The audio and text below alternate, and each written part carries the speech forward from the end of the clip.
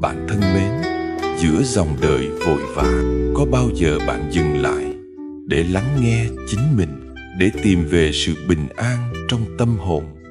Chào mừng bạn đến với kênh Sống Vui Mỗi Ngày, nơi chúng ta cùng nhau học hỏi Phật Pháp, chiêm nghiệm những giá trị sâu sắc và nuôi dưỡng tâm từ bi. Hãy cùng nhau bước vào hành trình tỉnh thức, để mỗi ngày trôi qua đều là một ngày an vui và ý nghĩa. Có người hỏi, trong tình cảm, điều gì dễ khiến người đau lòng? Tôi nghĩ, phần lớn là lời nói. Lời nói được xem như chìa khóa để mở lòng người khác, mà cũng là vũ khí sát thương người nhanh nhất. Bạn chưa nhìn thấy biểu hiện đau khổ của người bị trúng thương, sẽ không thể biết câu nói của mình làm đau họ đến mức nào. Rất nhiều khi, lời nói như lưỡi dao vô hình, giết người không thấy máu, nhưng vô cùng sắc bén và tàn nhẫn. Một câu nói vô tâm, một ánh nhìn lạnh lẽo, một động tác bốc đồng cũng đủ làm tan bao nhiệt huyết trào chân. Lúc tranh luận không lựa lời, khi quá khích nói tùy tiện, đều có thể trở thành lưỡi dao đâm vào lòng người khác. Mối quan hệ càng gần gũi, vết thương sẽ càng sâu. Nhiều khi người phát ngôn quá vô tình, khiến người nghe tan nát. Cũng có thể do thói quen ăn to nói lớn, khẩu xà tâm Phật. Cũng có thể vì tâm tình không tốt, nổi giận vô cớ. Nhưng cũng nên nghĩ qua, đối phương yêu thương mình thế nào mới có thể chịu đựng và bao dung lâu như vậy.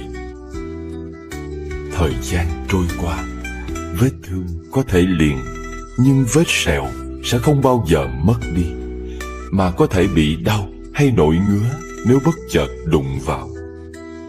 Tuy lời nói không trực tiếp lấy được mạng ai, nhưng rất dễ làm hao mòn tình cảm, đẩy người xa ta, làm mất đi nghĩa ân, khiến cho đời lạnh lẽo. Thật ra khi ở cùng nhau, người ta cố tình lạnh nhạt những mong đợi của mình, chính là sự tổn thương lớn nhất. Lòng chết rồi, quay lưng rồi, thì sao cứu vãn được? Người thất vọng nhiều sẽ trở nên lặng lẽ, thời gian lâu dần sẽ trở thành lạnh lẽo. Rất nhiều vấn đề không phải một câu xin lỗi là đổi lại được lời an ủi không sao. Trong một mối quan hệ, hòa hợp được vốn không dễ dàng. Tổn thương rồi muốn quay lại thuở ban đầu hầu như là không thể. Tổn thương người rồi hối hận, chỉ bằng mở rộng lòng một chút, quản lý cảm xúc mình tốt một chút, chú ý lời ăn tiếng nói một chút, trân trọng người bên cạnh, hết lòng với hiện tại, thì sẽ giữ được những ân tình tốt đẹp. Bạn phiền muộn là do tâm hay chấp nhất và chưa đủ rộng lượng. Bạn tức giận là vì muốn chung quanh thuận theo ý mình và lòng bạn chưa đủ bao dung. Bạn rầu rĩ là do suy nghĩ chưa đủ tích cực. Bạn lo nghĩ là do tâm trí chưa đủ thông dong. Bạn đau thương là tại chí chưa đủ kiên cường. Bạn đố kỵ là vì bạn chưa đủ ưu tú. Bạn tham muốn là vì chưa thấu hiểu vô thường. Mỗi một loại phiền não đều bắt nguồn từ chính ta. Mỗi khi chúng xuất hiện chính là cơ hội để ta quay về quan sát nội tâm, nhận ra khiếm khuyết của bản thân, rồi sau đó nỗ lực chuyển hóa. Cứ như thế, nhờ phiền não mà chúng ta hoàn thiện hơn mỗi ngày. Biết cách hóa giải muộn phiền là trí tuệ, có thể chia sẻ thương yêu chính là hạnh phúc. Chỉ cần nhớ rằng, sáng nhất là mặt trời, có ơn lớn nhất là cha mẹ. Quân tử thì rộng lượng, tiểu nhân thường hay tính toán. Bạn sẽ có cách ứng xử phù hợp trong cuộc đời. Trong thế gian này, Những việc thấy vậy mà không phải vậy nhiều lắm lắm. Chứng kiến chỉ có nghĩa là nhìn thấy không có nghĩa là nhìn rõ không có nghĩa là hiểu được không có nghĩa là hiểu rõ không có nghĩa là đã thông suốt hết mọi vấn đề. Mọi thứ chúng ta nghe chỉ là ý niệm, chưa phải là thực tại. Mọi thứ chúng ta thấy thường nhuộm màu quan điểm cá nhân, chưa chắc là sự thật. Người biết nghi ngờ chính cái thấy, cái nghe của mình thường sẽ thận trọng trong mọi hành xử giữa cuộc đời. Khi rèn được thói quen không vội vàng kết luận, khen, chê, bình phẩm tốt xấu bất kỳ ai, thì ta sẽ bớt đi những lần xấu hổ, lúng túng vì lỡ lời. Đôi khi một lời ác ý có thể dẫn tới cuộc tranh đấu. Một câu tốt lành lại sanh ra nhiều điều tốt đẹp. Đôi khi khuyên bảo một người cần 100.000 lời nói, nhưng có lúc chỉ cần một câu cũng đủ hủy diệt tất cả. Cho nên mỗi lời thốt ra cần hết sức thận trọng, suy nghĩ chu toàn mới mong không hối hận. Ai cũng có sở trường sở đoạn, chỉ cần học hỏi điều hay, hạn chế chỉ trích, thì bất kỳ người nào cũng có thể tự làm thầy để giúp mình hoàn thiện hơn. Suốt ngày để ý ưu điểm người khác rồi ngưỡng mộ, ganh tị, chi bằng thu tầm mắt, nhìn lại mình rồi nghiêm túc học hỏi. Cứ nghĩ mưu tính kế, mong người khác không bằng mình, chi bằng âm thầm nỗ lực để bản thân trở nên mạnh mẽ. Đôi khi nhìn lại những điều từng khiến mình phiền não u mê, thật không đáng nhắc. Có lúc xét lại những thứ từng làm ta đau khổ vật vờ, nhẹ như gió thoảng qua. Cho nên gặp bất kỳ việc gì cũng không nên vội vàng cố chấp. Tỉnh táo một chút, điềm tĩnh một chút, nghĩ thoáng một chút, thì trên đời này không có gì là không thể nhẹ. Con người thông thường vì quá xem trọng dục vọng của mình mới phải quan tâm thái quá đến phản ứng của kẻ khác. Khi mong cầu không được toại nguyện, liền cảm thấy bi thương. Người có lòng tham càng lớn sẽ càng trở nên yếu đuối. Kẻ chú ý đến lợi ích của mình bao nhiêu sẽ có nhiều toan tính bấy nhiêu. Muốn đạt được càng nhiều sẽ thấy mất mát càng lớn. Bao nhiêu tổn thương cũng từ tham dục mà ra. Nếu lòng tham của chúng ta nhỏ lại, người khác sẽ không thể đoán định được và lợi dụng nó để phục vụ cho mục tiêu của họ. Nếu dẹp bỏ được lòng tham, những phiền não không có chỗ bám víu sẽ phải tự rời đi, và chúng ta sẽ được tự tại. Con người rất đơn giản mà cũng rất đáng sợ. Một tấm lòng lương thiện có thể bao dung hết mọi việc. Một trái tim độc ác có thể hãm hại vô số người. Làm người quá tinh quái thì kẻ khác lánh xa. Làm việc quá khắt khe dễ khiến người oán thán. Gặp chuyện gì cũng quyết đấu đến cùng. Có chút lợi thế thì cố tranh cho bằng hết. Cuối cùng cái mất đi là lòng người, và bản thân cũng trở nên hèn hạ. Cho nên khi đối diện với tiền tài lợi ích, nên khù khờ một chút để không mất hòa khí. Gặp chuyện tính toán nghĩa ân, biết khù khờ một chút sẽ không thẹn với lòng. Đừng chờ đợi người khác giúp đỡ bạn về mặt kinh tế, vì tiền bạc đối với ai cũng là không đủ dùng, nên học cách cho đi. Bạn bè giúp đỡ nhau là việc tốt, là đạo nghĩa. Nếu họ không giúp cũng là chuyện bình thường. Không nên có tâm oán giận, vì chẳng ai nợ bạn cả. Hãy luyện cho mình một tinh thần độc lập, kiên cường, lạc quan và hạnh phúc. Vì rốt cuộc cũng chỉ có chính mình mới liên quan trực tiếp tới chuyện sống chết của bản thân. Phải học lấy tính kiên cường. Đừng bao giờ nhìn sự giàu nghèo mà kết bạn. Dù người ta có tiền vạn bạc tỷ cũng chẳng liên quan gì đến bạn. Đừng biến mình thành đầy tớ của kẻ khác. Trên đời có những người dù chỉ có một cái bánh cũng có thể vì bạn mà bẻ làm đôi. Phải học cách nhìn người. Bạn có thể tin tưởng trên đời này vẫn có loại tình yêu trung trinh tiết liệt, nhưng nó chỉ thuộc về Ngưu Lang chức nữ, Lương Sơn Bá, Trúc Anh Đại hay Romeo và Juliet, bởi họ đều chết rất sớm. Còn chúng ta lại sống lâu hơn, nên biết cách giữ gìn. Đừng quá cố chấp vào bất kỳ chuyện gì. Thế giới này không phải dành riêng cho bạn. Địa cầu này chẳng phải chỉ vì một mình bạn mà quay. Vì thế, đừng cố bám víu vào những cái đang có. Chúng ta quá lắm cũng chỉ là những lữ khách hồng trần, sanh ra không mang gì đến, chết đi cũng chẳng mang được gì theo đâu. Nên học cách buông xả. Chúng ta, những con người bằng xương bằng thịt, khó tránh khỏi những lúc sức cùng lực kiệt. Một trái tim nhỏ bé, yếu đuối sẽ có khi cảm thấy thương tổn, đau lòng. Nhưng không phải hễ có bao nhiêu uất ức thì đều phải phơi bày lên khuôn mặt. Càng không thể hễ gặp khó khăn là phải tìm người kể khổ. Nếu mọi nỗi đau đều có thể quên đi thì chẳng ai muốn giữ mình thanh thản. Nếu mọi vết thương đều có thể liền sẹo thì cần chi những cấm kỵ trên đời. Hãy nhớ rằng bạn cũng là một người bình thường. Lúc cơ thể mỏi mệt cần phải biết nghỉ ngơi. Khi trong lòng bị tổn thương cần phải được điều trị. Mọi việc chỉ cần bản thân đã cố gắng hết lòng thì kết quả thế nào cũng không cần hối hận.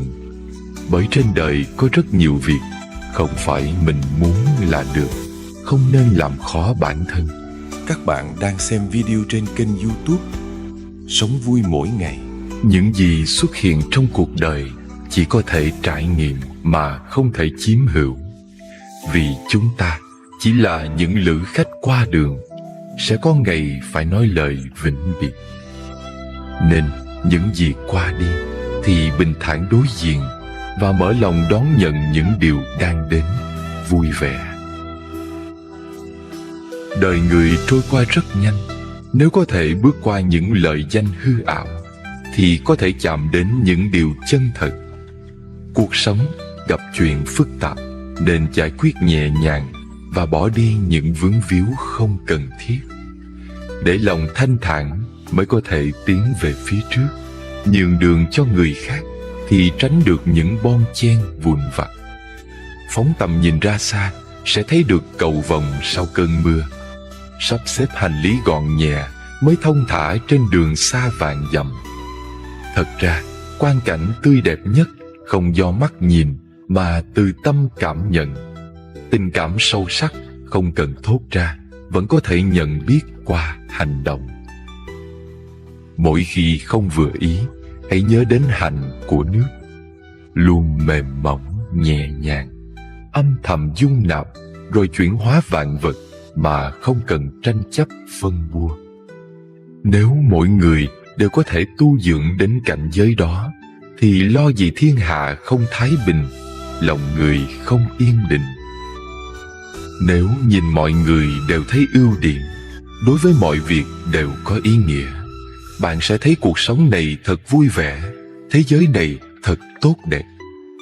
Nếu dùng tâm phiền não đối diện cuộc đời, xem mọi thứ đều là nghiệp chướng, thế giới sẽ trở nên xấu xa, đáng ghét. Rất nhiều người hy vọng mình xinh đẹp hơn. Thật ra, phương pháp tốt nhất để được xinh đẹp chính là giữ lấy nội tâm thanh tịnh và tinh thần vui vẻ. Nét đẹp này khiến người đối diện cảm thấy nhẹ nhàng, không sanh lòng chán ghét. Thật ra, những gì nhận được ở đời này đều là kết quả mình tạo ra trước đó. Còn những điều đang làm sẽ nhận lấy kết quả về sau. Cuộc sống cứ như thế mà tiếp nối. Nếu ý thức được, chúng ta sẽ hạn chế được rất nhiều suy nghĩ tiêu cực và không oán trời trách người khi gặp chuyện trái ý nghịch lòng. Phước báu đến từ sự cần cù và lối sống hy sinh. Hãy khởi lòng từ bi giúp người nghèo khó. dùng tâm cảm ơn báo đáp những thâm tình và giữ tâm tương kính với mọi người mọi việc. Nếu có lòng tin vào nhân quả, sẽ không gây tạo những việc đáng tiếc trong đời. Vui vẻ kiên trì với những thiện lành hiện tại, sẽ đón một ngày mai tươi sáng nhẹ nhàng. Khen và chê vốn dĩ là thói thường của nhân sinh thế thái. Khi bị người khác phê bình, buồn bã một chút thì được, nhưng đừng vội giận dữ phản ứng.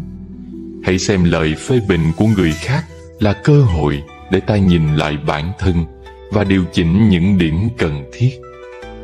Khi được người khác tâng bốc, vui vẻ một chút là được, nhưng đừng vội cho đó là sự thật. Phần lớn lời khen là để lấy lòng người khác. Thế nên ta đừng để những lời ngon ngọt làm trỗi dậy sự kiêu căng, tự mãn. Soi mói lỗi lầm kẻ khác, chính mình đã không tốt. Trách móc sự thiếu sót của người, tự thân đã là điều không hay. Dùng tâm lượng bản thân đánh giá người khác thì không ai là hoàn thiện. Rắp tâm đẩy đối thủ vào đường cùng không thể khiến họ đi vào tuyệt lộ, mà chỉ hại mình hết đường rút lui. Chằm chằm dòm ngó chuyện tốt xấu thiên hạ không thể khiến ai mất mát điều gì, mà chỉ làm bản thân không còn thời gian ngẩng đầu nhìn trời cao đất rộng. Người quá độc đoán sẽ không có bạn bè, lòng quá ích kỷ chỉ khiến mình mỏi mệt. Chỉ có tình thương mới tạo ra nghĩa tình, mới có thể bao dung được cả thế giới. Lúc có thời gian nên ngồi yên phản tỉnh lỗi lầm. Khi rảnh rỗi đừng bình luận chuyện tốt xấu thiên hạ. Lời nói dù không trực tiếp hại thân, nhưng rất dễ gây tổn đức. Nghiệp ác của miệng không gì lớn hơn tội vu khống. Nên thận trọng mở lời, tránh nói những chuyện không có. Dù đùa giỡn cũng nên có chừng mực. Tố cáo người cũng đừng nên nói tận, giữ lại chút khẩu đức. Trách mắng người nhớ đừng quá cay nghiệt, giữ lại chút độ lượng. Dù có lý cũng đừng truy đến đường cùng, giữ lại chút khoan dung. Xử lý việc đừng làm quá gay gắt, giữ lại một đường lui. Chấp nhận người khác là mở ra cơ hội cho mình.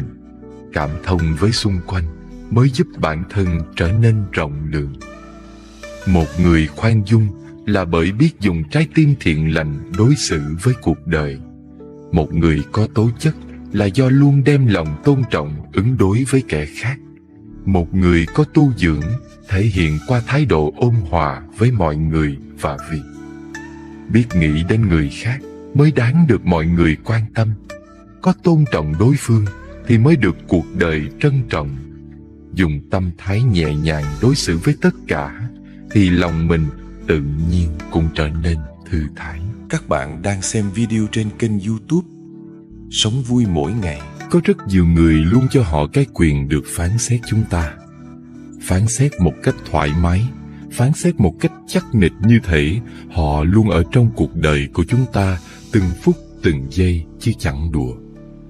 Nhiều người mất tâm mất tích như một ngọn gió chẳng kịp thổi ngang qua cuộc đời ta. Nhưng khi họ nói đến ta, họ luôn cho mình cái quyền như thể họ là người tài giỏi, đủ tầm nhìn để biết ta là người như thế nào. Và có lẽ họ cũng cho họ được quyền sống chung với ta, cùng ta nếm trải hết những thương đau, nên hiểu ta được nhiều đến mức như thế chăng? Nhiều người thậm chí chưa từng gặp mặt ta dù chỉ một lần. Họ nghe những người bên cạnh nói những điều không tốt về ta. Họ cũng cho rằng đó là đúng. Vì bạn tao nói mày xấu nên mày chắc chắn là người xấu. Cuộc đời của mày vô cùng xấu xa như cách người khác nói. Nhiều người khác còn cao siêu hơn. Họ không biết gì về ta, cũng không có bạn chung nào với ta. Cái này đối với ta, họ là người xa lạ hoàn toàn 1000%. Nhưng khi nghe câu chuyện về ta, họ thản nhiên bình luận, buông lời bêu rếu chúng ta mà không một phút nhìn nhận lại những gì họ đang nói. Những gì họ đang làm là đúng hay sai, nên hay không nên. Đừng thấy một người hay mỉm cười mà cho rằng họ không biết tổn thương là gì. Sai lầm. Đừng thấy một người im lặng cho qua những gì bạn nói sau lưng họ, nói sai sự thật về họ mà cho rằng họ ngu ngốc, hèn nhát và yếu đuối. Sai lầm. Đừng thấy một người dễ dàng tha thứ cho bạn trước những tổn thương bạn gây ra cho họ mà nghĩ rằng họ thiếu sâu sắc, nông cạn trong suy nghĩ, dễ dãi trong mọi vấn đề. Sai lầm. Người hay mỉm cười là những người đã trải qua nhiều biến cố. Đau khổ không nhất thiết phải than vãn. Đau khổ không nhất thiết phải lúc nào cũng dùng nước mắt để phơi bày giữa thiên hạ này. Bão tố quá nhiều, thế nên họ cũng trở nên mạnh mẽ hơn. Mỉm cười là chuyện đơn giản, nhưng mỉm cười được sau tất cả những khổ đau là điều không phải ai cũng có thể làm được. Người lựa chọn im lặng đằng sau tất cả những lời đàm tiếu sai sự thật về mình, không phải họ sợ hãi, lại càng không phải họ chấp nhận mình đã sai. Người ta lựa chọn im lặng vì đã quá hiểu cuộc đời này lắm kẻ sân si, lắm kẻ thích bàn chuyện của người khác. Nếu một người thích đem chuyện của bạn ra để nói xấu bạn, thì bạn nói lại để làm gì? Đối với những kẻ thích dùng lời nói, thì cách tốt nhất là im lặng. Người trải qua nhiều biến cố lại càng muốn tránh xa thị phi. Kẻ thích thị phi thường tự tạo sóng gió cho chính cuộc đời mình. Người ta dễ dàng cho qua mọi chuyện, tha thứ những việc bạn đã làm, khiến người ta đau lòng chỉ đơn giản vì người ta cho rằng cuộc sống ai cũng có thể phạm lỗi và cần được tha thứ. Đừng lấy sự dễ dãi đó mà thử thách lòng kiên nhẫn họ dành cho bạn. Cuộc sống là vậy. Người hiểu được bạn thì dù bạn có như thế nào, họ cũng sẽ lựa chọn ở bên cạnh bạn. Người tốt với bạn thật sự thì cho dù ai nói gì với bạn, người ta cũng sẽ chỉ im lặng và cùng bạn vượt qua tất cả. Nói xấu người khác không làm cho bạn tốt đẹp lên. Nó chỉ chứng minh rằng tâm hồn bạn là người hẹp hòi như thế nào. Làm tổn thương một người qua những lời nói của mình chính là cách làm người khác hiểu nhanh nhất về nội tâm của bạn. Trước khi viết gì bêu rếu người khác, cần phải suy nghĩ thật kỹ. Mình viết như thế là đúng hay sai, là nên hay không nên.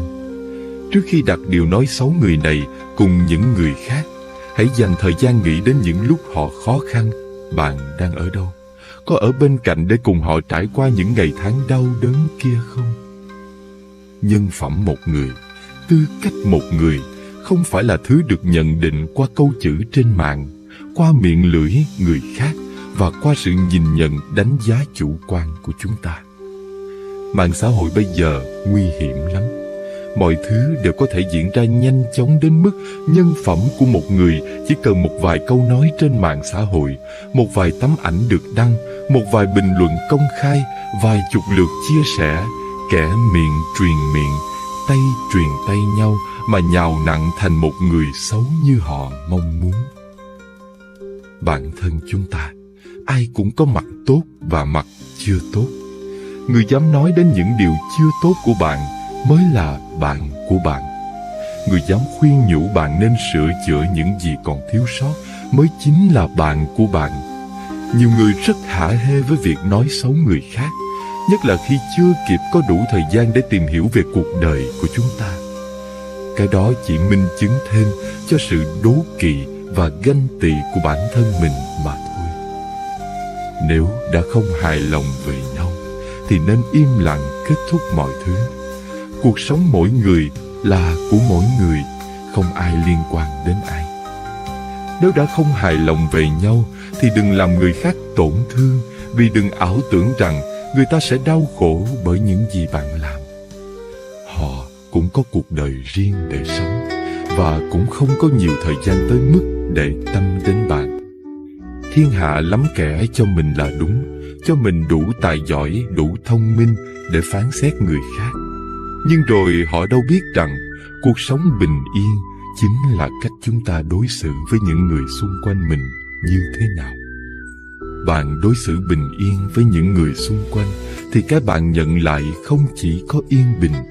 Hơn ai hết, bạn sẽ thấy được mọi thứ đều tốt đẹp hơn rất nhiều lần. Bạn đối xử với mọi thứ xung quanh mình càng gai góc, càng hằn học, thì những thứ xung quanh bạn càng dễ dàng quay lưng với bạn bởi những lời nói đó. Cuộc sống luôn tồn tại sự thật, và khi bạn có được một cuộc sống luôn có sự thật thì đừng sợ miệng đời, đừng sợ những lời đàm tiếu. Mọi chuyện không sao, cứ sống vì mình không làm gì sai.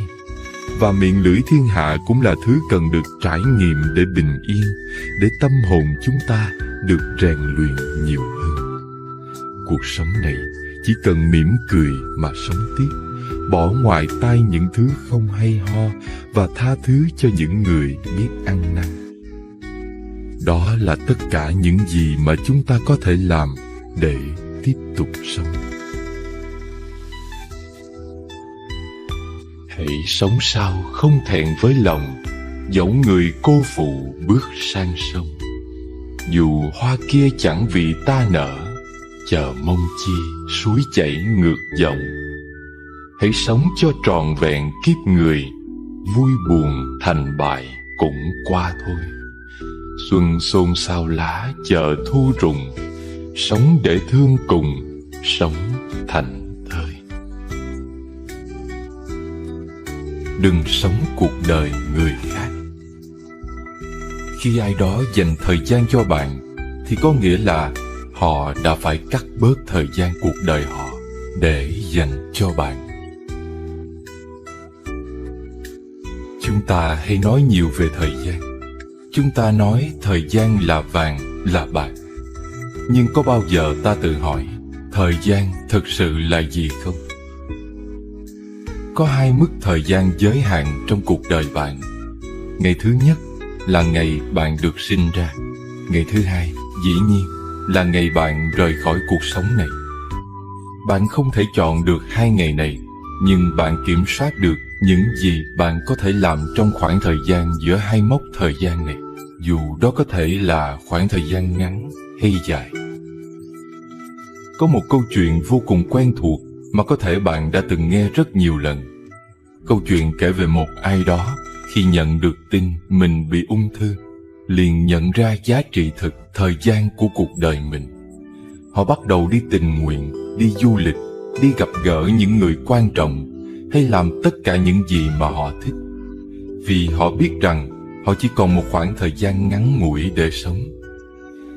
Khi người ta nhận ra họ còn ít ỏi thời gian, thì lúc đó người ta mới trân trọng từng khoảnh khắc một, và chỉ tập trung vào những điều quan trọng và ý nghĩa nhất.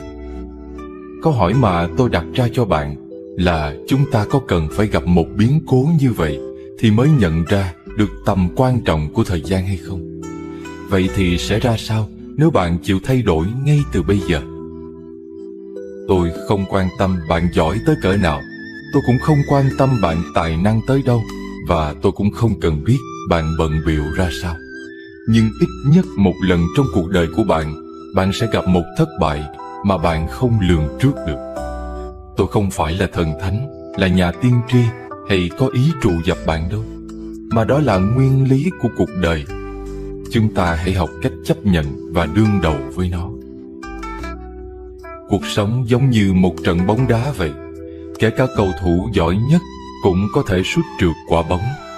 Nhưng có bao giờ bạn thấy một siêu cầu thủ sút trượt và ngồi đó than thở không? Không hề. Họ vẫn phải tiếp tục chiến đấu, và họ phải tiếp tục chờ đợi cơ hội tiếp theo và ghi bàn trong một trận đấu. Hoặc là một nhà kinh doanh. Bạn có bao giờ thấy những triệu phú khi phá sản và họ ngồi đó khóc lóc, kêu ca, than trời trách đất rằng tại sao mình lại xui thế? Tại sao những điều này lại đến với mình? Why me?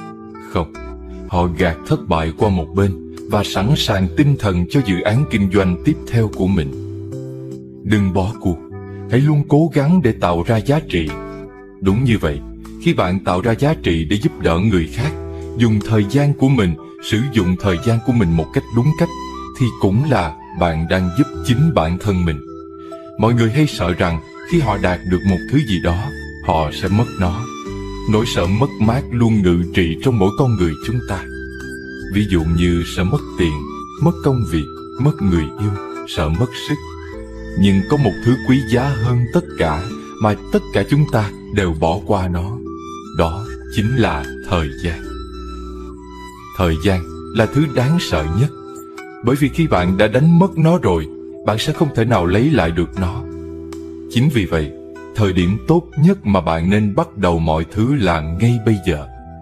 Ngay bây giờ, chứ không phải là ngày mai, tuần sau, năm sau, là sau khi chúng ta có gia đình, là sau khi chúng ta nghỉ hưu rồi mới làm. Mà là ngay bây giờ. Tệ hại nhất của cái suy nghĩ, ôi còn sớm mà, để từ từ đó làm, có chết ai đâu mà sợ. Đúng là từ từ không chết ai. Đúng là ta phải học, phải làm việc cả đời. Nhưng bạn có chắc rằng 5 năm nữa bạn còn sức để mà cống hiến? Bạn có chắc rằng 10 năm nữa, khi bạn đã dư dả thời gian, bạn sẽ có đà để làm những việc khó khăn, thử thách? Như Steve Jobs đã nói, thời gian của bạn không nhiều. Vì vậy, đừng lãng phí nó để sống cuộc đời của người khác. Đừng nghe những lời giáo điều, đó là sống với kết quả suy nghĩ của người khác. Đừng để âm thanh của những quan điểm khác lấn át đi giọng nói bên trong bạn. Và quan trọng nhất, hãy giữ lấy sự can đảm để đi theo trái tim và trực giác. Mọi thứ khác chỉ là thứ yếu. Đã bao giờ bạn tự hỏi, yêu thương bản thân có phải là lối sống ích kỷ? Mọi người vẫn bảo nhau rằng được sống vì người khác mới là một cuộc sống đáng quý. Không có thứ gọi là mục đích sống hoàn hảo, nhưng đích đến cuối cùng của một cuộc đời đáng sống chính là được lan tỏa và cống hiến những giá trị tốt đẹp cho thế giới xung quanh mình. Nhưng sống vì mọi người không có nghĩa là hy sinh đến quên cả bản thân mình, tâm hồn mình và cảm xúc của mình. Như bức thư thứ 670 trong cuốn 1999 lá thư gửi cho chính mình của Miêu Công Tử, có đoạn như thế này: vì sự phán xét của người khác mà chúng ta mài mòn biết bao sự sắc sảo, gạt bỏ bao cá tính của bản thân. Thời gian càng lâu, chúng ta càng không rõ cuối cùng sinh mệnh này là sống cho bản thân hay diễn cho người khác xem. Có lẽ vì thế mà đâu đó chắc chúng ta đã từng một lần nghe thấy câu: hãy yêu thương bản thân trước khi yêu thương người khác. Yêu thương bản thân là học cách trân trọng và có trách nhiệm với chính bản thân mình. Chỉ khi ta học được cách yêu thương bản thân mình thì mới có tư cách yêu thương và sống vì một người khác một cách đúng đắn và trọn vẹn ý nghĩa. Trong thế giới tươi đẹp và tràn ngập yêu thương này, chúng ta không thể chỉ sống vì riêng bản thân mình mà không để ý đến những người xung quanh, cũng không thể vì người khác mà quên đi trách nhiệm với chính mình. Câu trả lời nằm ở chỗ như thế nào là đủ. Làm thế nào để cân bằng giữa việc sống vì mình và sống vì mọi người?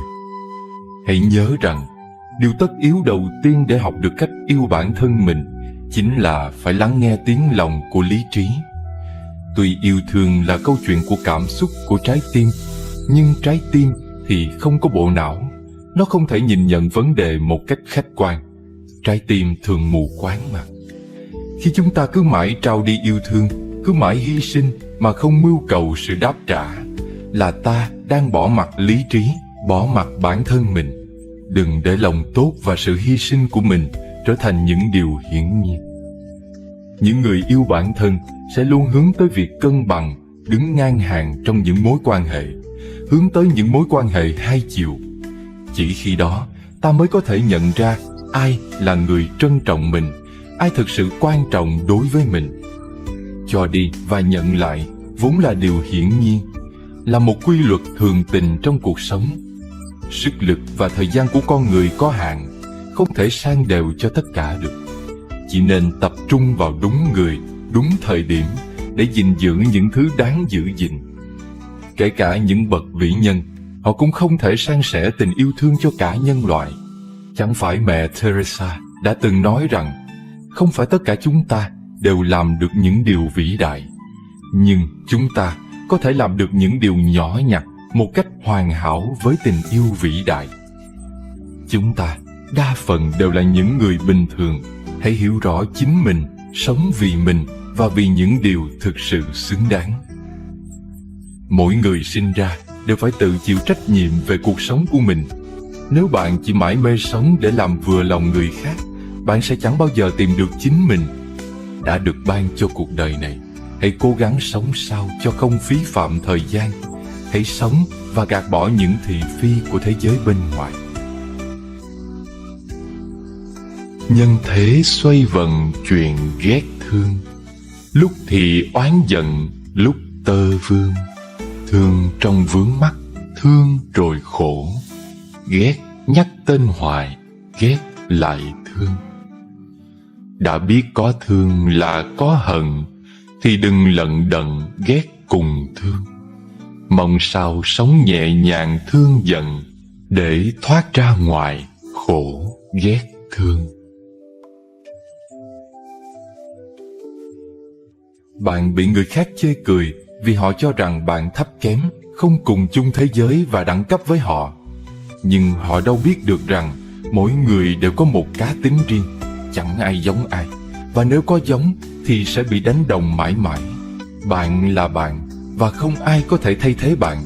Hãy tin rằng họ đang sống rập khuôn, mất đi cái tôi cá nhân, chứ không phải là do bạn. Có một điều mà ai cũng phải đồng tình rằng lời nói có tính sát thương cao hơn hành động.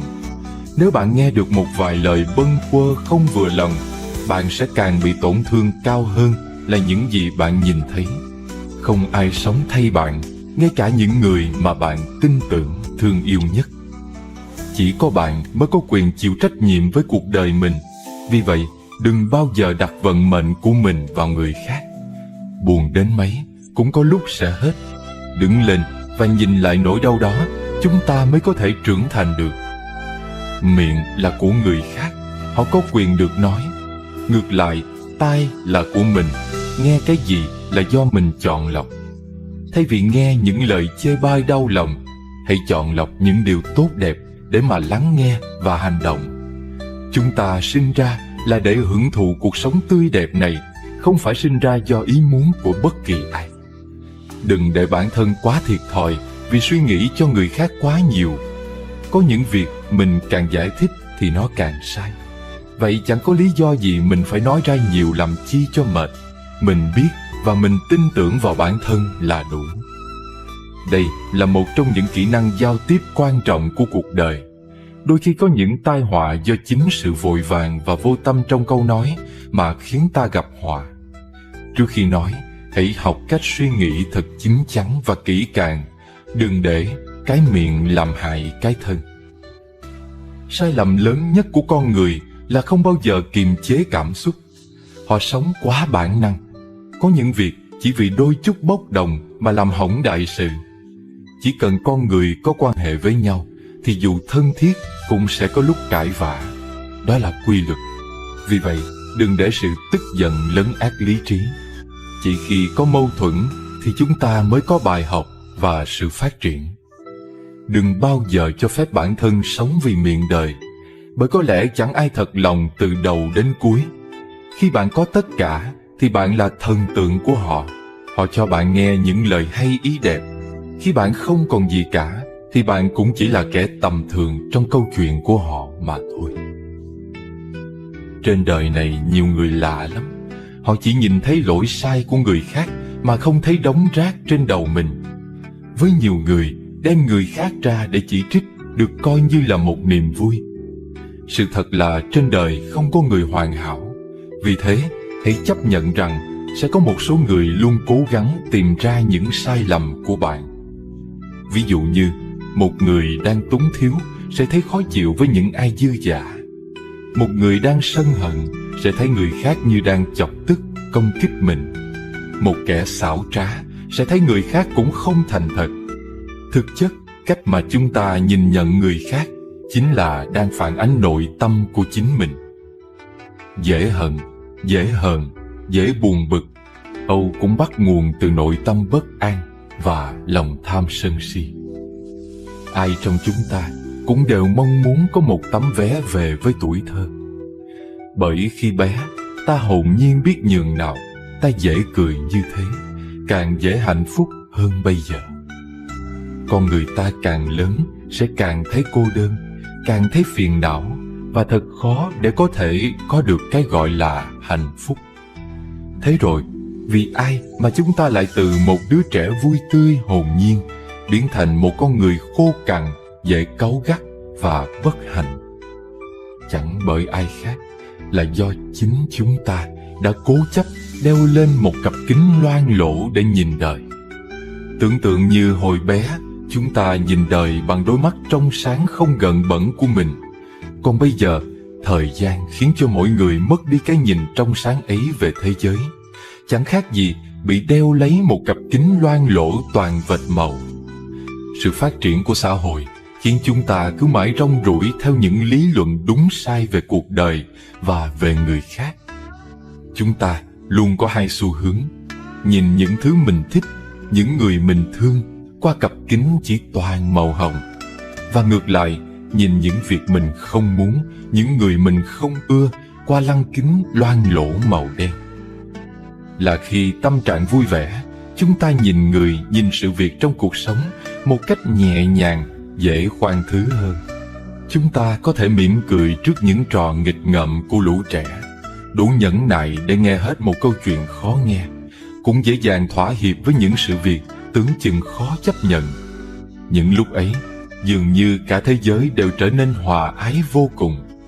Vậy mà, chỉ cần một chút lắng lo dâng lên trong lòng, những muộn phiền, sợ hãi về quá khứ và tương lai khiến tâm ta bất an, ngay lập tức ta sẽ nhìn ra rất nhiều đống rác trên đầu người khác. Khi ấy, những tiếng hò hét cười đùa của lũ trẻ sẽ trở thành những âm thanh khó chịu, một lời nói không vừa ý dễ dàng khiến cho ta sân giận hoặc tổn thương. Những chuyện nhỏ mà lúc bình thường không đáng bận tâm bỗng trở thành một nỗi phiền não quá sức chịu đựng. Chúng ta bắt đầu đi soi mói mọi người, soi cho bằng ra lỗi lầm của họ, chỉ trích họ, chì chiết họ như là một cách để an ủi cái tâm bất an của bản thân. Bất kể người khác đúng sai thế nào, ta cũng không sẵn sàng lắng nghe, không sẵn lòng chấp nhận. Liệu rằng soi mói để cố vu lên đầu người khác những đống rác, để chỉ trích, phê phán họ sẽ khiến cho cuộc sống của chúng ta trở nên tốt đẹp hơn sao? Hay là chính vì cứ mãi nhìn thấy lỗi lầm ở người là thứ khiến hình ảnh của chúng ta trong mặt bạn bè, đồng nghiệp trở nên xấu xí đi bội phần? Từng có người nói rằng cố tìm lấy lỗi sai ở người khác chính là đem rác về bỏ trên đầu mình. Chúng ta để tâm tới một chuyện không tốt chính là rước thêm phiền não vào người. Sinh mệnh vốn ngắn ngủi lắm, cuộc đời vốn chẳng biết trước được đâu. Ai biết trước khi nào tử thần gọi tên mình. Vì thế, đừng phí hoài thời gian để đi phán xét những lỗi lầm nơi người khác. Đừng cố chấp giữ lấy những cặp kính loang lổ kia nữa. Hãy buông thả nó xuống để cuộc đời hiện ra tươi đẹp hơn, để hạnh phúc đủ đầy dễ đi vào tầm mắt của ta hơn. Chẳng phải cổ nhân đã dạy rằng nếu cứ luôn nhìn thấy lỗi sai của người khác nhưng không thấy lỗi sai của chính mình thì không phải là khôn ngoan mà chính là nỗi bất hạnh đó sao? Cuộc đời và con đường đi của một người trong cõi nhân gian này là như thế nào? Người ngoài vĩnh viễn không thể hiểu rõ được. Vì vậy, cho dù bạn là ai thì bạn cũng không nên tùy tiện phán xét về người khác. Cũng như cuộc đời này có rất nhiều thứ bạn cần biết càng sớm càng tốt. Như vậy, cuộc đời của bạn mới không mệt mỏi và chông chênh. Đừng bận tâm về những điều người ta nói sau lưng bạn, vì họ là những người chỉ bới móc sai lầm trong đời bạn, thay vì lo sửa sai lỗi lầm của chính mình. Chấp nhận thực tế là người khác có quyền chỉ trích, nhưng bạn không có nghĩa vụ phải đồng ý với tất cả những gì họ nói. Hãy sống cuộc đời bạn thích, miễn là bạn không phương hại ai. Mặc kệ những gì người khác chế nhạo hay nói xấu bạn, kể cả bố mẹ bạn. Hãy theo sự mách bảo của trái tim, luyện nó thành thép, đi theo đam mê và bắt đầu hành động chứng minh cho người khác thấy họ đã sai lầm. Điều khó khăn nhất của cuộc đời này là hiểu rõ bản thân mình là ai. Trong cái thế giới luôn muốn biến bạn trở thành một con người khác, thì việc luôn là chính mình là thành tựu to lớn nhất mà bạn có thể làm được. Thực ra, con người hiếm khi suy xét đúng sai rõ ràng bằng lý trí. Con người thường hay hành xử theo cảm xúc, thành kiến và nhất là theo lòng kiêu hãnh vốn có của mình. Nếu bạn không cho phép thì chẳng ai có thể làm bạn thấy mình tồi tệ hơn. Chúng ta luôn có hai xu hướng: nhìn những thứ mình thích, những người mình thương với cặp mắt kính màu hồng, và ngược lại, nhìn những việc mình không muốn, những người mình không ưa bằng chiếc kính tiêu cực màu đen. Kỳ thực, không phải là do thế giới có vấn đề hay người khác quá sai quấy, mà vấn đề nằm chính ngay nơi tâm ta. Khi nhìn đời bằng cái tâm có vấn đề, mang đầy những cảm xúc và thành kiến tiêu cực, thì chúng ta thấy ai cũng thành sai quấy, đụng chuyện gì cũng hóa tổn thương. Mỗi người sinh ra đều phải tự chịu trách nhiệm về cuộc sống của mình. Nếu bạn chỉ mải mê sống để làm vừa lòng người khác, bạn sẽ chẳng bao giờ tìm được chính mình. Đã được ban cho cuộc sống này thì hãy cố gắng sống sao cho không phí phạm thời gian. Hãy sống và gạt bỏ tất cả những thị phi của thế giới bên ngoài. Cuộc sống của người khác ra sao, đi con đường họ đi như thế nào, người đứng ngoài mãi mãi không thể nào hiểu được. Vì vậy, không ai có tư cách bình luận họ, bởi vì chưa từng thật sự ở trong hoàn cảnh của họ thì sẽ không bao giờ cảm nhận được. Có lẽ bạn lý trí hơn họ, có lẽ sự khó khăn của họ trong mắt bạn chẳng là gì, nhưng bạn không được dùng lập trường của mình để soi xét, để chỉ trích. Gặp chuyện gì cũng vậy, không nên nói quá tuyệt đối, xem xét một vấn đề không nên quá chủ quan. Có những lúc ta nên hiểu, nên đứng trên góc độ của người khác để xem xét vấn đề. Có một câu chuyện ngụ ngôn như thế này: có một con heo, một con cừu, một con bò sữa bị nhốt trong cùng một cái chuồng. Có lần, chủ nhân tóm chặt lấy con heo rống lên la hét, kịch liệt chống cự. Con cừu và con bò sữa bị tiếng hét của con heo làm cho khó chịu, tức giận quát nạt: "Cậu làm quá lên rồi đấy, ông ấy cũng hay đến bắt chúng tôi có kêu to như vậy đâu." Heo nghe vậy đáp: "Ông ấy bắt các cậu không giống tôi, ông ấy bắt các cậu chỉ lấy lông và sữa, nhưng bắt tôi là để lấy thịt." Cừu và bò sữa nghe xong đều trầm lặng không nói. Câu chuyện trên cho ta thấy, người đứng ở lập trường khác nhau, sống trong hoàn cảnh khác nhau sẽ rất khó để có thể hiểu được cảm nhận của người khác. Nếu như chúng ta có thể đứng ở vị trí của người khác để nhìn nhận vấn đề, thì sẽ hiểu được người khác vì sao lại như vậy, sẽ gần hơn, phù hợp hơn với sự thật, cũng khiến tình cảm giữa người với người chan hòa, gần gũi hơn. Như vậy, những hiểu lầm, mâu thuẫn cũng bớt đi. Có thêm một người bạn làm bớt đi một kẻ thù mà, phải không? Mọi kết cục trên thế gian này không phải vô duyên vô cớ mà xảy ra. Vạn vật đều có nguyên cớ của nó cả.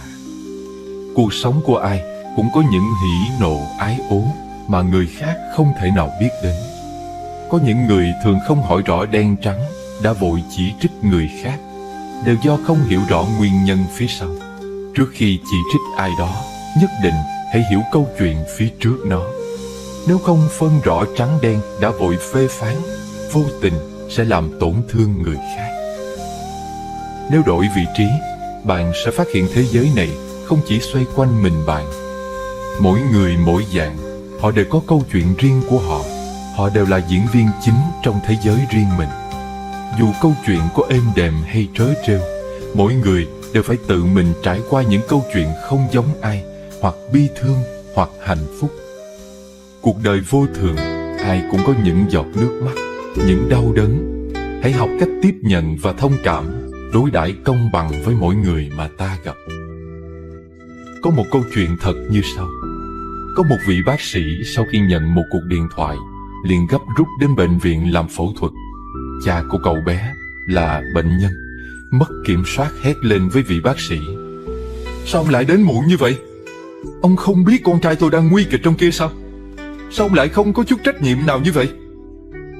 Bác sĩ bình thản mỉm cười: "Rất xin lỗi, vừa rồi tôi không có mặt ở bệnh viện. Vừa nhận được điện thoại tôi tức tốc đến đây luôn. Bác bình tĩnh cho một chút." Bình tĩnh. Nếu đứa trẻ trong phòng cấp cứu kia là con trai của ông có bình tĩnh được không? Nếu con trai ông chết, ông sẽ làm gì? Cha của cậu bé phẫn nộ nói lớn. Vị bác sĩ lại bình tĩnh mỉm cười. Tôi sẽ im lặng cầu nguyện. Chúng ta từ cát bụi đến, rồi cũng về với cát bụi.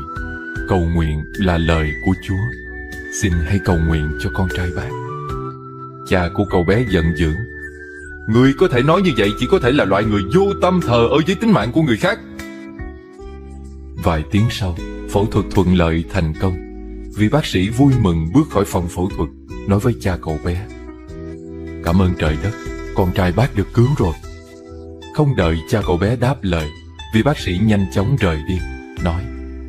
Có chuyện gì? Bác hãy hỏi y tá. Sao anh ta lại kiêu ngạo như vậy được? Đến vài phút để tôi hỏi tình hình con trai tôi cũng không đợi được sao? Cha cậu bé quay sang bất bình với y tá. Y tá hơi đỏ mắt. Dạ, con trai bác sĩ vừa mất vì tai nạn ngày hôm qua. Khi chúng tôi gọi bác sĩ đến làm phẫu thuật cho con trai bác, thì bác ấy đang trên đường đến tang lễ của con trai. Giờ bác ấy cứu được con trai bác rồi, phải nhanh quay lại hoàn thành tang lễ cho con trai mình. Này, những lời xàm xì bàn tán ơi, cuộc sống của họ đã xảy ra những gì? Họ đang phải trải qua những trắc trở và đau đớn dày vò như thế nào? Đứng ở vị trí của bạn và tôi, có lẽ không thể nào hiểu được. Những điều bạn nhìn thấy chỉ là bề mặt mà thôi.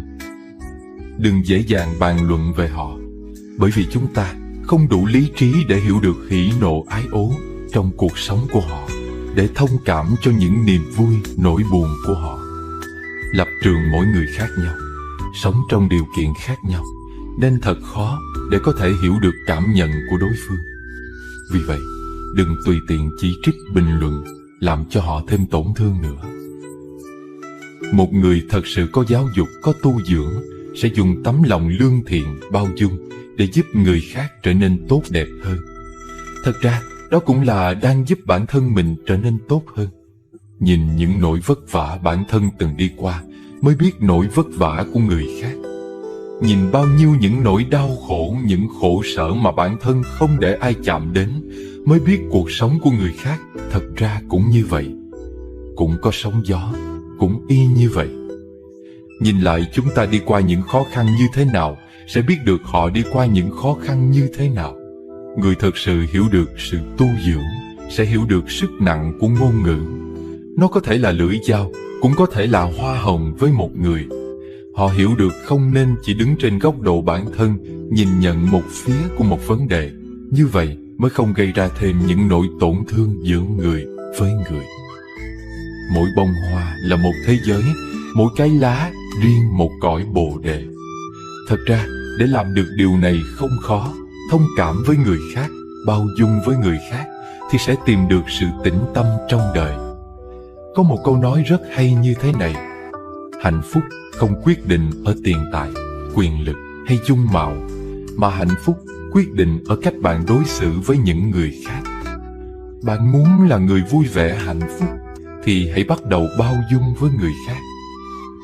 Khi ta bắt đầu bao dung với người khác và sống ở hiện tại, cũng là khi ta học được cách hiện diện để cảm nhận được những niềm vui và hạnh phúc nhỏ bé xung quanh mình.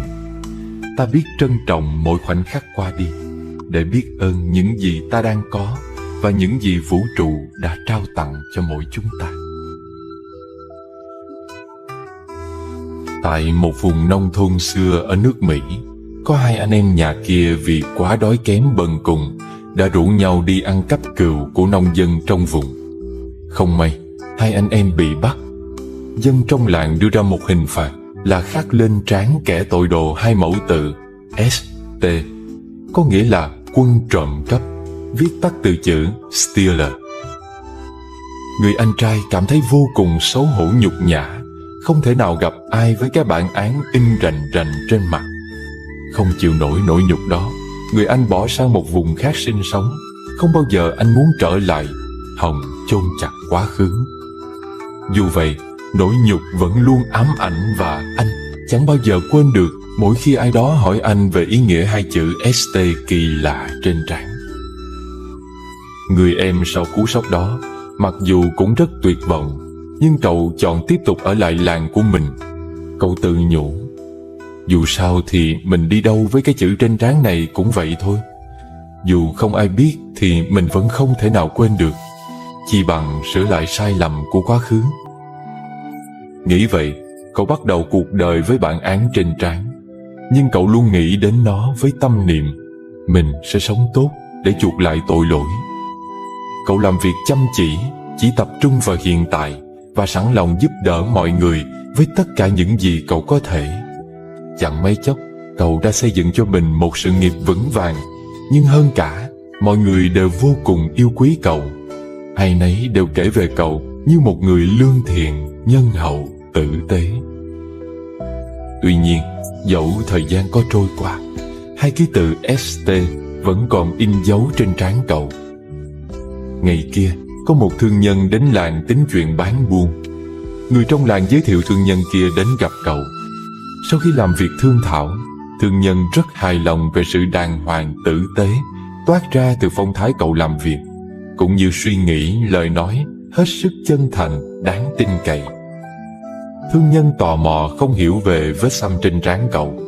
Ông lờ mờ cảm thấy có gì đó thật bí ẩn, nên đợi cậu quay về, thương nhân hỏi một cụ già trong làng về ý nghĩa hai ký tự trên trán cậu. Cụ già suy nghĩ một lúc rồi trả lời, tôi không biết rõ lai lịch của hai chữ viết tắt ấy, nhưng cứ nhìn vào cuộc sống của anh ta, tôi đoán hai chữ đó có thể là thánh nhân, saint. Người phương Tây có câu, every saint has a past, every sinner has a future, để nói rằng mỗi thánh nhân đều có một quá khứ, mỗi kẻ tội đồ đều có một tương lai. Ai cũng có lỗi lầm, nhưng dằn vặt về nó chỉ khiến ta mãi ở lại trong quá khứ. Cuộc đời là một cuốn tiểu thuyết, ta không thể biết chương mới có nội dung gì nếu không chịu lật sang trang. Đừng dằn vặt về những gì đã qua, vì nó không thể nào thay đổi được nữa. Nhưng kẻ tội đồ nào cũng có thể trở thành thánh nhân nếu như biết phản bổn quy chân, không ngừng tu dưỡng bản thân mình để trở nên tốt đẹp, cao cả hơn. Bạn không thể thay đổi quá khứ, nhưng bạn có thể kiến tạo tương lai. Sống khác đi những gì đã sai lầm là cách duy nhất để bạn thấy thanh thản trong hiện tại. Dodinsky đã từng nói, nỗi đau chỉ có thể tồn tại khi nó thiếu vắng sự chấp nhận và tha thứ. Quá khứ có thể chỉ lối cho bạn, nhưng đừng để nó dẫn dắt bạn. Học cách tha thứ cho chính mình và cho người khác, bởi vì ai cũng cần có cơ hội để trở nên tốt đẹp hơn chính mình của ngày hôm qua. Các bạn đang xem video trên kênh YouTube Sống Vui Mỗi Ngày. Hãy tiễn những lời biện hộ lên đường. Đó là những thứ khiến bạn mắc kẹt trong quá khứ vốn không thể thay đổi, trong khi tương lai thì không thể đoán trước. Hãy từ bỏ những chiếc bánh xe phụ, những bức tường vô hình bao quanh bạn, giữ bạn lại trong vùng nước cạn quen thuộc và an toàn.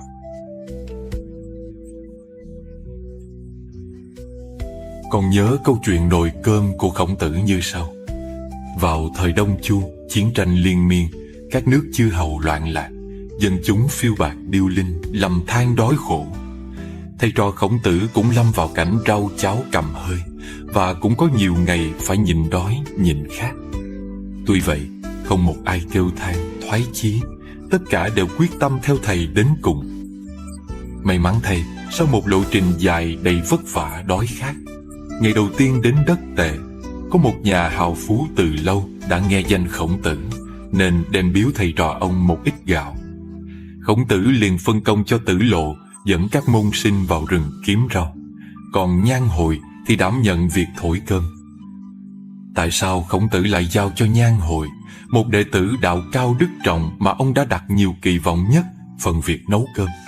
Bởi lẽ trong hoàn cảnh đám học trò của ông đói kém, vất vả dài ngày như vậy, thì việc phân công cho Nhan Hồi tạm thời quản việc nấu nướng, bếp núc là chu toàn và hợp lý hơn cả. Vậy là Tử Lộ dẫn các môn sinh vào rừng kiếm rau, Nhan Hồi thổi cơm ở nhà bếp, Khổng Tử nằm đọc sách ở nhà trên.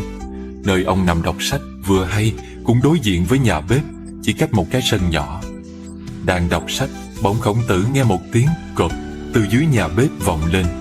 Khổng Tử ngừng đọc, liếc mắt nhìn xuống thấy Nhan Hồi từ từ mở vung, lấy đũa xới cơm cho vào tay và nắm lại từng nắm nhỏ. Xong, Nhan Hồi đậy vung lại, liếc mắt nhìn chung quanh, rồi từ từ đưa cơm lên miệng. Hành động của Nhan Hồi không lọt qua được đôi mắt của vị thầy tôn kính. Khổng Tử thở dài, ngửa mặt lên trời mà than rằng: Chao ôi, học trò tốt nhất của ta mà lại đi ăn vụng thầy vụng bạn, đốn mạt như thế này ư? Chao ôi, bao nhiêu kỳ vọng ta đặt vào nó thế là tan thành mây khói. Sau đó, Tử Lộ cùng các môn sinh khác mang rau về. Nhan Hồi lại luộc rau. Khổng Tử vẫn nằm im đau khổ. Công việc nấu nướng cuối cùng cũng xong xuôi. Nhan Hồi và Tử Lộ dọn cơm lên nhà trên.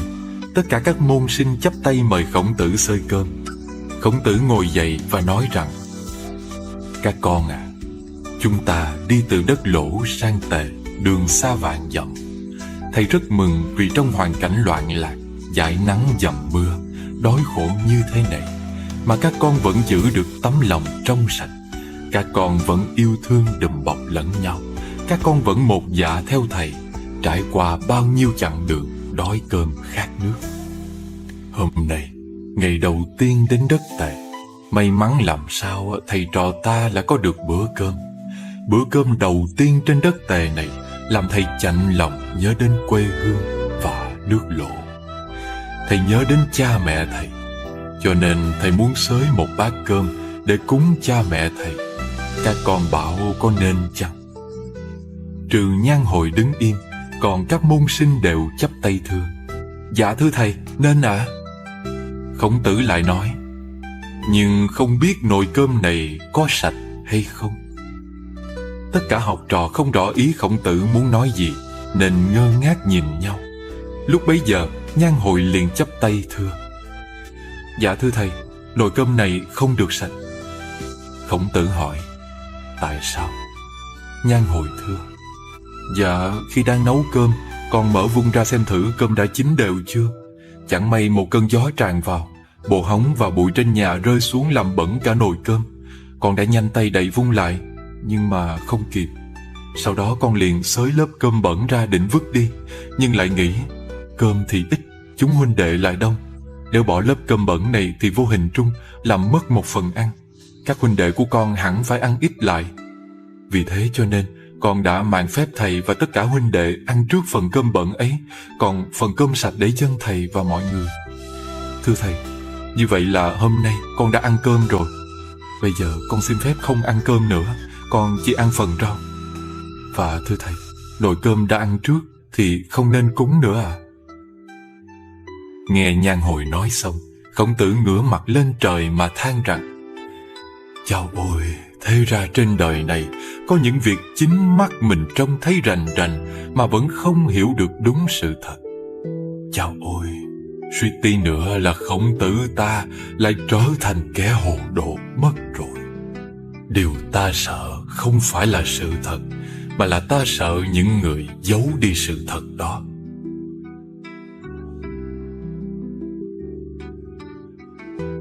Hạnh phúc là sử dụng khôn ngoan sức mạnh của lời nói không đối với một số người. Đừng sợ làm thất vọng những người mà chỉ nhớ tới bạn khi họ muốn một điều gì đó từ bạn. Một người đàn ông đang ngồi trên tàu cùng cậu con trai 25 tuổi. Tàu chuẩn bị rời ga. Hành khách đã ngồi vào chỗ. Khi tàu bắt đầu lăn bánh, chàng trai trông đầy hứng khởi và tò mò. Cậu ngồi ngay cạnh cửa sổ đầy phấn khích. Cậu thò tay ra ngoài và cảm nhận không khí lướt qua. Cậu hét lên: Ba ơi, nhìn kìa, cây cối chạy ra sau hết. Người đàn ông mỉm cười và vui với cảm xúc của cậu con trai. Ngồi bên cạnh cậu thanh niên là một cặp vợ chồng nãy giờ ngồi chứng kiến cảnh tượng. Họ cảm thấy hơi khó hiểu về thái độ của một chàng trai 25 nhưng hành xử như một đứa con nít. Chàng trai lại bỗng dưng la to: Ba ơi, nhìn chuồng súc vật kìa, mây như đang vờn quanh tàu. Cặp vợ chồng nhìn chàng trai trẻ với vẻ không đồng tình. Lúc này trời bắt đầu mưa và vài giọt nước rơi xuống tay chàng trai. Đầy vui mừng, cậu nhắm mắt và lại la to: "Ba ơi, xem này, trời mưa, nước mưa rơi trên tay con, nhìn này ba." Cặp vợ chồng không nhìn được nữa. Họ quay sang hỏi người đàn ông: "Sao ông không đưa cháu đi bác sĩ và cho nó theo chữa trị đi?" Ông đáp: "Vâng, chúng tôi vừa từ bệnh viện về đây. Bởi vì hôm nay là lần đầu tiên con tôi nhìn thấy được ánh sáng trong đời." Đừng vội kết luận khi bạn chưa biết hết ngọn nguồn câu chuyện. Nếu cuộc đời thật sự khổ đau, ta sẽ không còn thời gian để than thở. Nếu cuộc sống quá ư lam lũ, ta sẽ không còn sức lực để trách hờn. Nếu đã thật sự cùng cực, sao ta vẫn còn tâm trạng kể lể khóc than? Bất kể ở đâu hay lúc nào, hãy nhớ rằng mình sống là cho chính mình. Thế nên mình làm công việc gì cũng được, miễn không thẹn với lòng và luôn cố gắng làm tròn bổn phận. Số mệnh từ nội tâm sanh. Khi chọn một con đường, tức là ta đang quyết định vận mệnh của mình. Ta đừng quá bận lòng về quá khứ, hãy sống trọn vẹn với hiện tại và hướng tầm nhìn về tương lai. Làm được như thế thì ngày mai đời ta chắc chắn sẽ tươi đẹp hơn. Ngày cũng trôi qua giống mọi ngày, khác là tỉnh thức giữa cuồng say. Xưa tìm hạnh phúc trong phiền muộn, trừ sống bây trừ sống tại đây. Nếu tôi được sống thêm lần nữa, sẽ về ngồi lắng đọng giữa chiều quê. Bên sông nhỏ trôi qua làng tĩnh lặng, soi bóng mình nghe lúa hát ven đê. Nếu tôi được sống thêm lần nữa, với bạn hiền cùng dạo phố sau mưa, tìm một chỗ bên dòng đời vội vã, ngắm chiều rơi, đồng vọng tiếng chuông chùa. Nếu có thể, xin thuyền đời trôi ngược, chở tôi về thắm lại buổi hoa niên.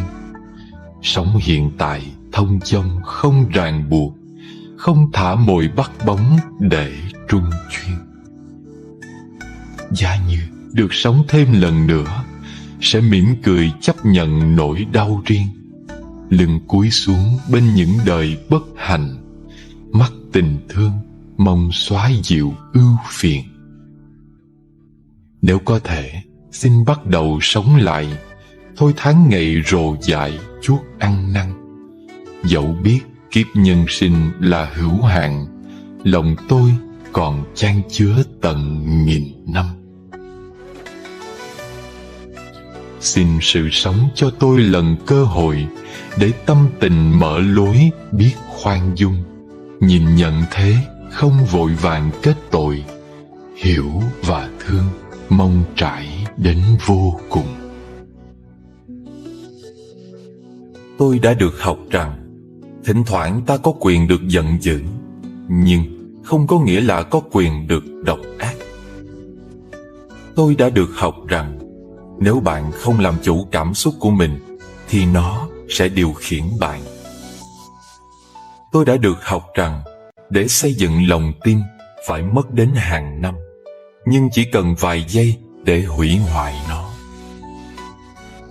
Tôi đã được học rằng bạn không thể làm mọi người yêu bạn. Tất cả những điều mà bạn có thể làm là trở thành một người mà người khác có thể yêu được. Phần còn lại là tùy thuộc vào người kia. Tôi đã được học rằng đừng bao giờ đếm những thứ bạn có được trong cuộc sống, mà hãy đếm bạn có được bao nhiêu người bạn trong cuộc sống. Tôi đã được học rằng tình bạn thật sự sẽ vẫn tiếp tục phát triển bất chấp khoảng cách. Tình yêu thật sự cũng như vậy. Tôi đã được học rằng muốn sống hạnh phúc thì hãy tha thứ. Biết cách tha thứ cho người khác thôi vẫn là chưa đủ. Bạn cần biết cả cách tha thứ cho bản thân. Trong các điều trên, điều đầu tiên là điều mà tôi tâm đắc nhất. Thỉnh thoảng ta có quyền được giận dữ, nhưng điều đó không có nghĩa là ta có quyền được độc ác. Nhiều khi trong cuộc sống, tôi bị người khác làm cho bực tức. Đã không ít lần tôi định tìm cách trả đũa cho bỏ tức, nhưng thật ra làm thế chỉ khiến tôi thêm xấu xa mà thôi. Cái gì cho qua được cứ cho qua, giận rồi cũng nguôi. Mối quan hệ thâm tình và sự thanh thản trong tâm hồn mình mới là những điều quan trọng. Trước khi định nói điều gì, ta nên học hành nhu mì lắng nghe. Trước khi chỉ trích cười chê, ta nên nhìn lại tự phê phán mình. Nổi giận là bản năng, làm chủ được cảm xúc là bản lĩnh. Nếu bạn không làm chủ được cảm xúc của mình, bạn sẽ trở thành nô lệ của cảm xúc. Cái gì cũng nói toạc ra, cái gì cũng bộc phát hết, không phải là thẳng tính, mà là chưa bao giờ học cách cân nhắc trước khi phát ngôn. Sai lầm lớn nhất của chúng ta chính là lưu lại tất cả những tật xấu, những cảm xúc tiêu cực nhất cho những người thân yêu nhất. Đừng để những cảm xúc tiêu cực hiển hiện trên khuôn mặt, vì đó là một loại biểu tình khiến người khác chán ghét bạn. Nếu ngay cả cảm xúc của bản thân mà còn không khống chế được, thì dù cho bạn có cả thế giới, sớm hay muộn, bạn cũng sẽ phá hủy tất cả. Bạn có thể sẽ không bao giờ biết được những lúc bạn không khống chế được tâm trạng của bạn. Bạn đã nói ra những lời nói làm tổn thương người khác nhiều như thế nào. Một lời hay có thể sưởi ấm cả mùa đông. Một câu không hay có thể làm rét lạnh cả tháng 6. Bạn sẽ không biết được một lời buột miệng lúc nóng giận của mình có thể tổn thương người khác như thế nào, kể cả đó là những người thân thiết nhất. Càng trưởng thành, càng phải học được cách bao dung, học được cách khống chế cảm xúc. Đừng để những xúc động nhất thời khiến bạn vụt mất người bạn yêu thương nhất.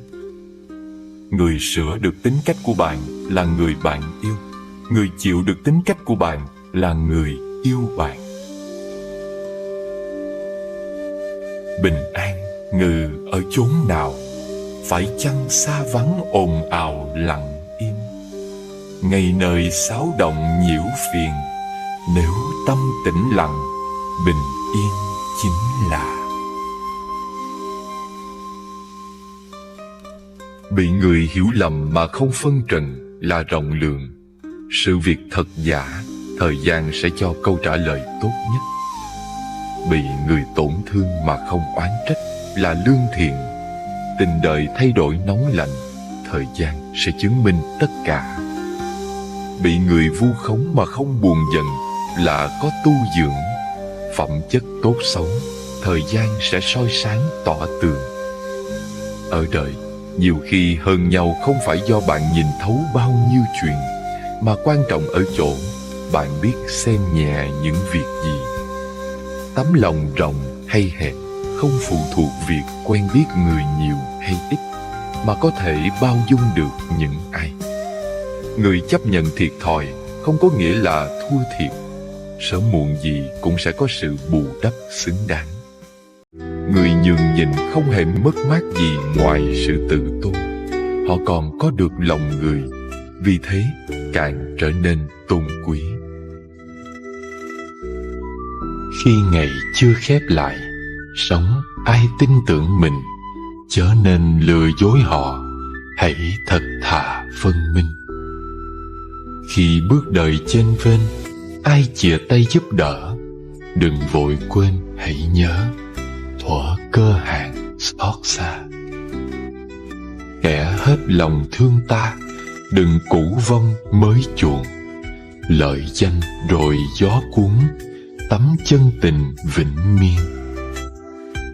Biển sống đời ngửa nghiêng, về ngồi yên tĩnh lặng, hết mưa rồi lại nắng, hận sầu thành an nhiên.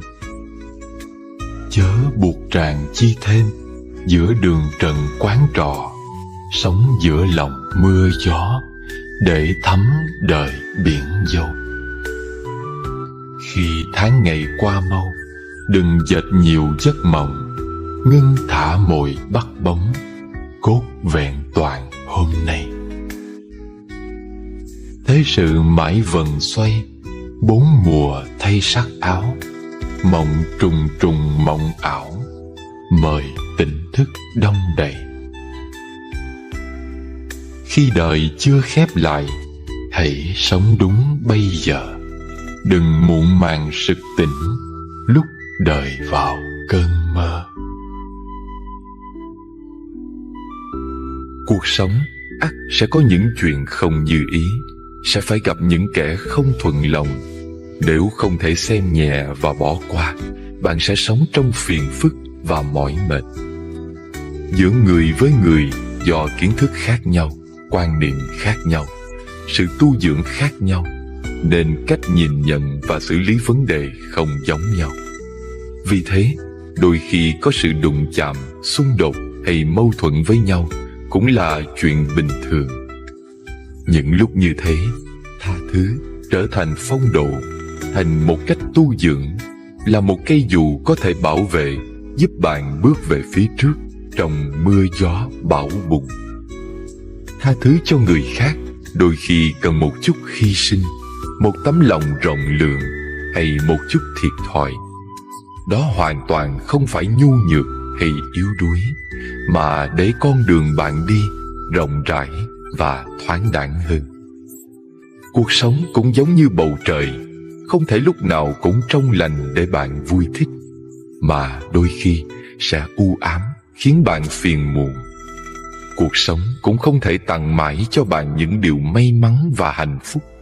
Có lúc nó sẽ bắt bạn nếm đủ những cay đắng ngọt bùi. Vì thế, hãy mở lòng mình ra, tập nếp sống thứ tha, bước qua những người và việc khiến bản thân phiền muộn. Bạn sẽ thấy mình đang đứng ở trên cao và nhìn ra xa tận cuối chân trời.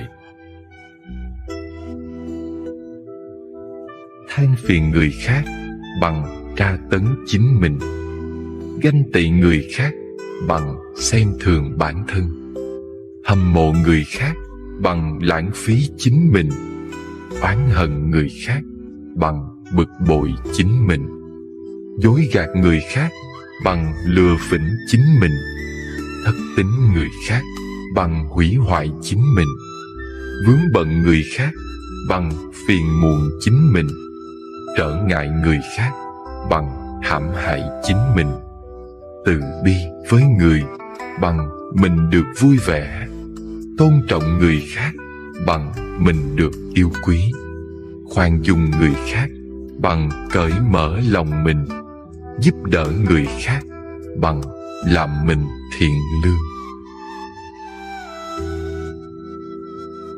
Niềm vui dù quá lớn sẽ dần dần trôi qua, và nỗi đau cùng cực rồi cũng tìm phôi pha. Biết thế đừng tự phụ, vì thành công hôm nay cũng không sầu ủ rũ lúc gặp điều không may.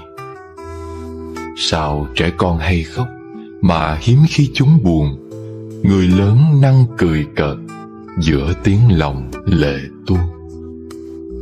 Trẻ thơ hôm nay giận, ngày mai ngồi với nhau, người lớn biết tha thứ lại nhắc hoài mãi sau. Thật hiếm khi tìm gặp bình an ở bên ngoài, an bình chỉ có thể gặp trong lòng ta thôi.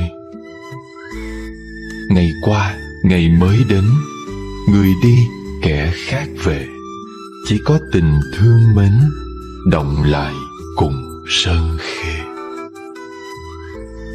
Cuộc sống luôn có hai mặt tốt xấu cùng tồn tại. Quan trọng là chúng ta chọn tập trung năng lượng của mình vào mặt nào. Tại sao chúng ta cứ chăm chăm vào những điều tiêu cực để rồi bi quan và tuyệt vọng? Sao trong những lúc ấy chúng ta không nhìn vào những điều tốt đẹp vẫn luôn luôn hiện diện trong cuộc đời này, để nhận ra mình vẫn còn lý do để tiếp tục yêu thương, và do đó ta vẫn còn lý do để tiếp tục hy vọng. Bên cạnh đó, Chúng ta cũng nên cảm ơn cuộc đời đã cho ta cơ hội để đau khổ, để rồi từ đau khổ ấy ta mới biết đồng cảm với đau khổ của người khác và yêu thương cuộc đời, yêu thương con người nhiều hơn. Sống thật với chính mình, tập chấp nhận bản thân và hãy luôn tươi cười, hạnh phúc với cuộc đời mình đang có, cùng những người xung quanh mình. Tập buông bỏ, tập chấp nhận và tập tha thứ chính là bí quyết của cuộc sống hạnh phúc. Xin gửi đến quý khán thính giả bài thơ Thôi Kệ. Thôi kệ buồn chi những tiếng đời, chỉ là âm điệu thoáng đầu môi. Nghe khen càng thích, chê càng khổ, thế sự muôn trùng vẫn cứ trôi. Thôi kệ sầu chi chuyện được thua, tuồng đời tăng giáng lúc tôi vua. Ai khôn mà chẳng dăm lần dài, rồi cũng phù vân ngọn gió đùa. Muôn sự trên đời do nghiệp duyên, hiểu ra thanh thoát mọi ưu phiền. Trong mơ ai biết đời hư ảo, thả mồi bắt bóng tự truân chuyên. Thôi kệ, thôi đừng trách thế nhân, đừng nhìn lỗi họ để bâng khuâng. Nhân tình thế thái xưa nay vậy, thánh thiện thì ai ở dưới trần.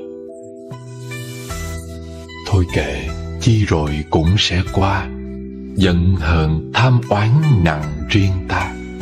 Gỡ cặp kính màu cho bớt khổ, mắt nhầm trong đời vàng đốm hoa. Sống giữa nhân hoàng mấy chục năm, nói năng thì dễ, khó là câm.